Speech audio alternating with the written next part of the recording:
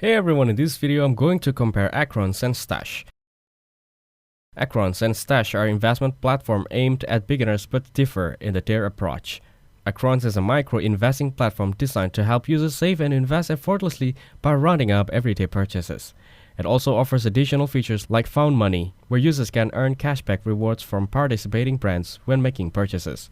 However, the monthly fees can be a bit high relative to the small balances of some users, especially on the basic plan. Stash is an investment platform that focuses on making investing accessible and educational for beginners. Its approach is educational, offering resources like in-app tips, articles, and courses to improve financial literacy. However, more experienced investors may find the platform lacking in advanced tools and customizations. In my opinion, Stash is better for control and education, while Acorns is better for automation. Thank you everyone for watching this video. Hope you guys have value. Make sure to like the video and subscribe. Goodbye.